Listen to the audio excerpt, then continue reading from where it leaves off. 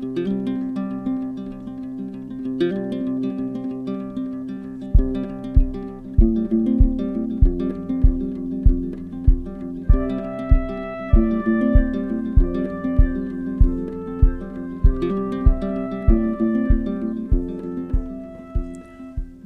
back to the channel, everybody. I'm Dino.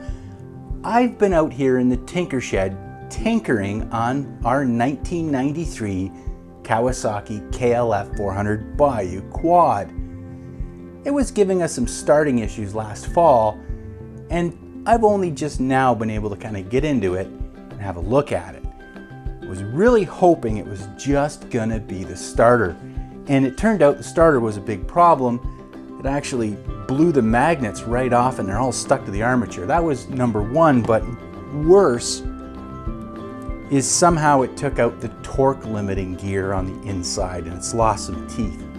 So I'm gonna have to find one of these either on eBay or online. Hopefully I can find one and get this machine up and running. It runs absolutely fantastic. I just want to get it back out into service. But today, I want to take you along as we do a small project, but an important one on my Suzuki DR650. So why don't you sit back, grab yourself something cold to drink, and enjoy Dino's Tinker Shed.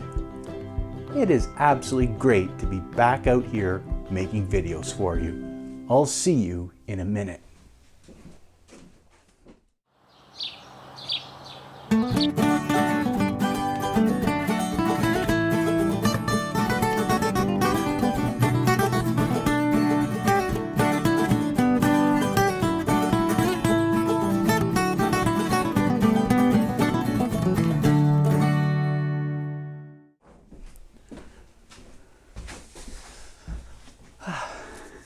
Well, everybody, it is fantastic to get back out here into the tinker shed and get some work done on my DR650.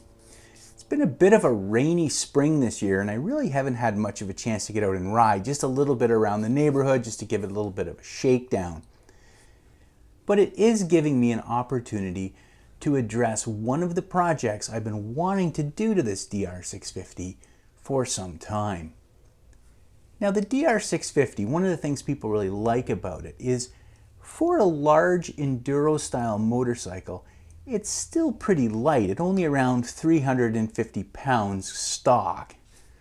One of the ways that Suzuki and other manufacturers do keep the weight down is to use metals like magnesium when they build the engine.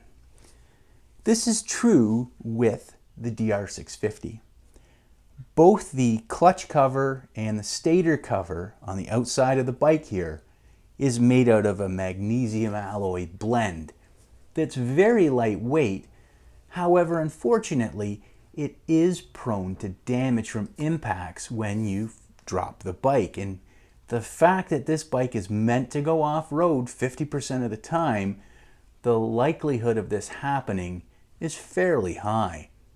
Myself, I've dropped my bike 3 or 4 times anyway in loose gravel and sand. And one time I actually bent my shift lever enough that I couldn't actually shift gears. I had to pull on it and get it out until it would clear the case half. I was really lucky.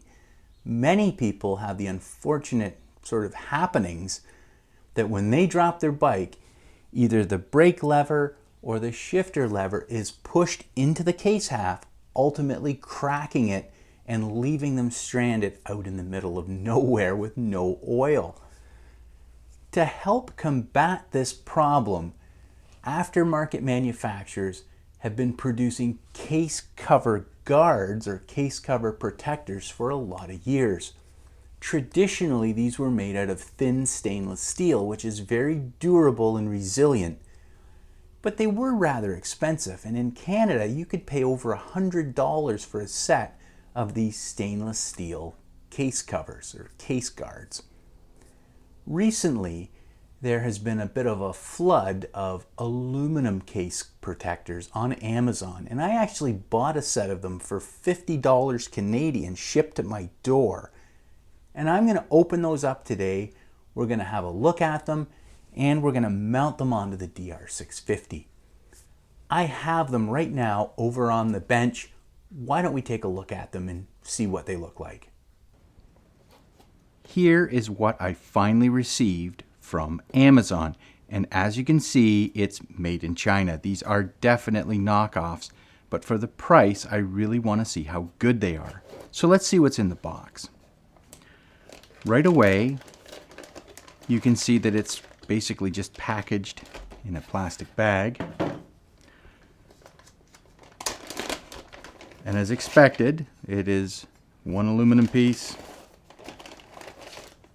two aluminum pieces, and they're well packed so they don't chip. Overall, there's a few marks I can see on here. However, I expect that. I mean, how can you not? These things are mass produced.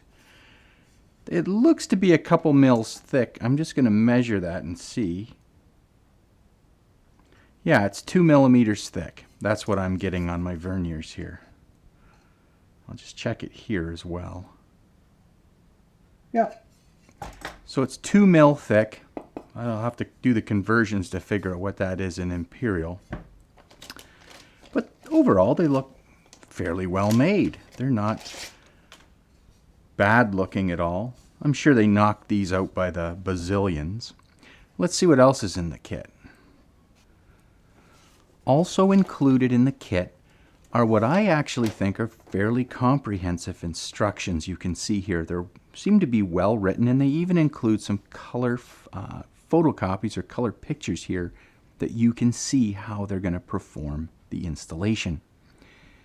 This little symbol here is really representative of taking this and instead of using silicone, which most people do, using these self-adhesive foam back stickers basically. You would put these onto the inside of these case covers and then press them onto your case half itself or your case covers, and that was supposed to hold it. Now, I don't really like that idea, so I'm going to follow their recommendation here and use high temperature silicone to adhere these to the case halves on the bike itself. When choosing your silicone, it says that you need to choose a silicone that can withstand 120 Celsius or 240 degree Fahrenheit temperatures so that the silicone will remain intact. It won't melt and then your case protector falls off. To do this, I'm going to use this JB Weld Ultimate Black. And I chose this one for a couple reasons. One is it was a couple dollars less per tube than Permatex. And secondly, it has a working temperature rating of up to 500 degrees Celsius. It's good for oil pans and transmission pans. It's oil resistant. It makes a lot of sense to use this one. And Permatech also has black silicone that has the same properties. Most people will tell you you should be using the red colored silicone, which is good for 650 degrees Fahrenheit. To me, that seems like a little bit of overkill. If your bike is running hotter than 500 degrees Fahrenheit at the case halves, I think you've probably got a way bigger problem than the type of silicone that you use to adhere your case protectors. So because this one's black, it's going to help. If there is any squeeze out at all, it's going to match the color of the case protector and should look pretty good. The first thing that I want to do is clean both the inside of the protectors and the outside of the case halves. To do this, I'm simply going to use some rubbing alcohol. I'll clean all the oil and dirt off of both halves, and then we'll get to work applying the silicone onto the case protector itself. One little trick that I have learned over the years is when you want to use alcohol to clean something, make sure to have your own bottle for the shop and don't use the bottle from your house. At least for me, my wife does not appreciate me using the alcohol from the house out in the shop. You can see these come out pretty clean. I'll just do the same thing on the bike itself.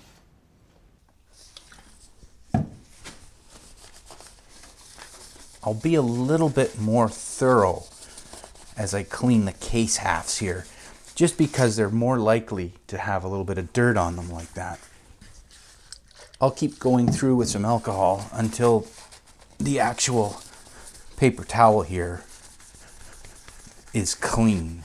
You can see I'm still getting a little bit off of there. So I'll keep this up until I get a nice clean cover or nice clean paper towel before I go to stick stuff on here.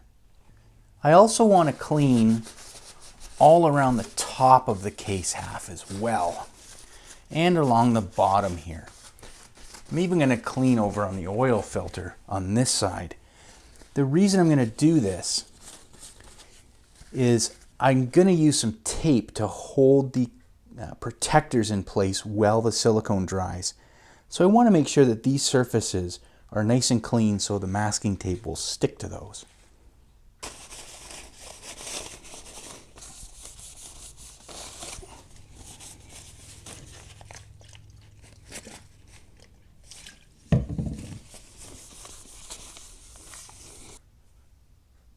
Let's see how this actually dry fits before we apply any adhesive to it.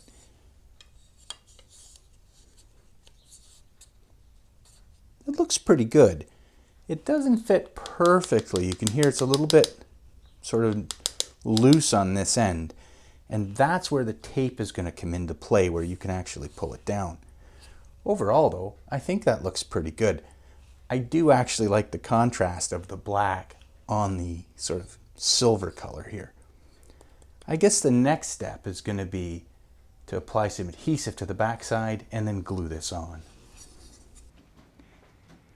From all the videos that I've watched on the internet, probably the biggest problem that most people have is applying the adhesive too close to the seam edges.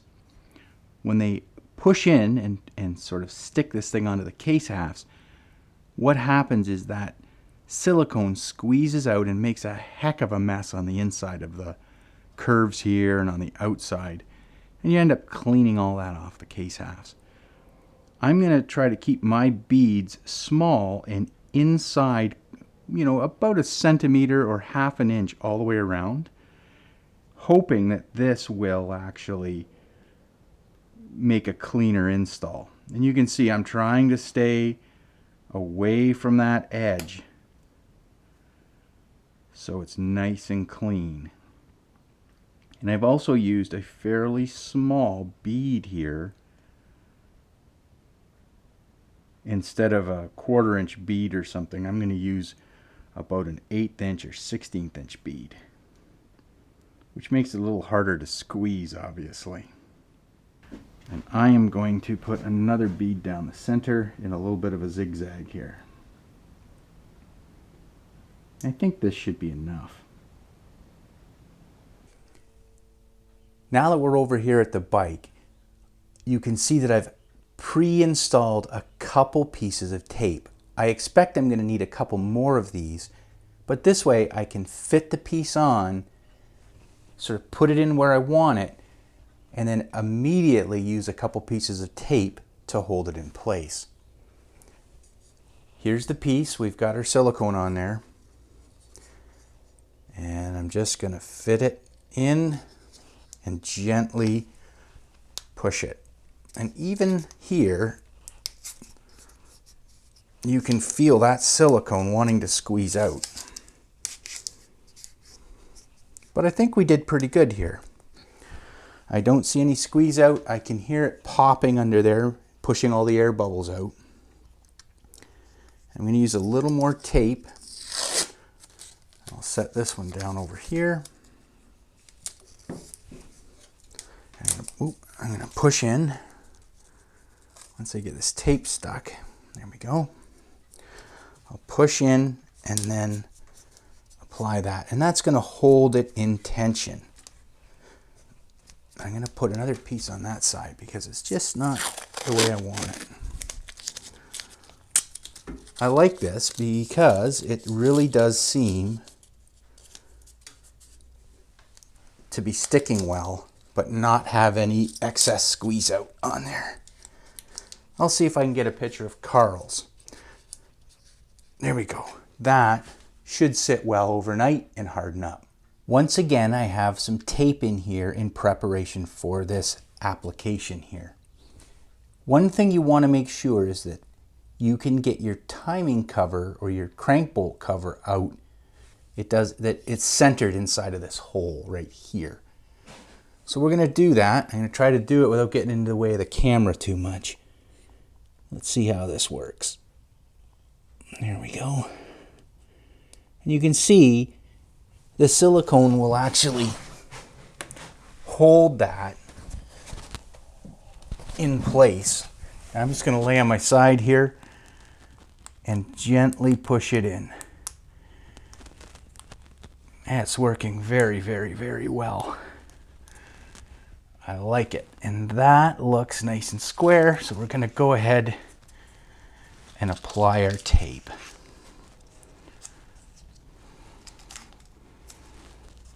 I am well pleased with that. All right, all we have to do now is wait until tomorrow and we can take a look at how our work is coming along. Great, see you tomorrow.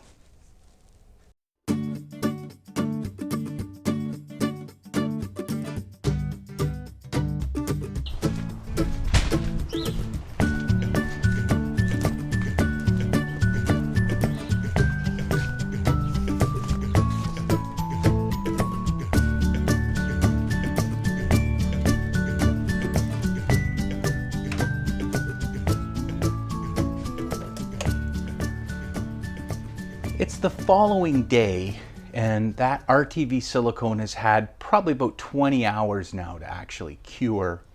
I'm confident it's ready to go. The only thing left is to remove the tape that secured it in place and have a look at what we did. So let's do that right now.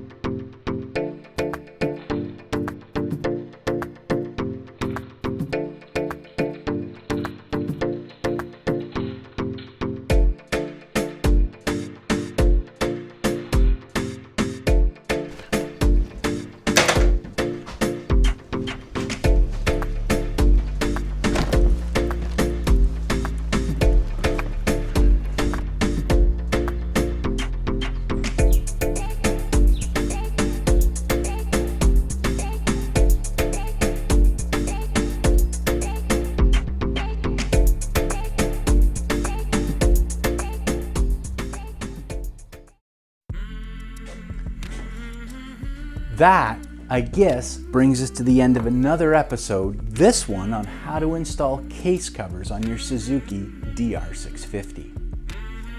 This is a really easy project that any do-it-yourselfer can do, and I highly encourage you to take it on if you do intend to take your DR650 off-road, certainly on anything other than gravel roads. If you drop one of these bikes off-road and puncture one of your case covers, you really are in a world of hurts, and it may take a bit to get you back to a place of safety.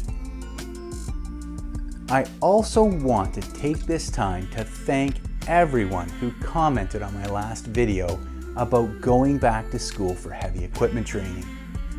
Your support and understanding of how it's going to impact this channel was overwhelming to me.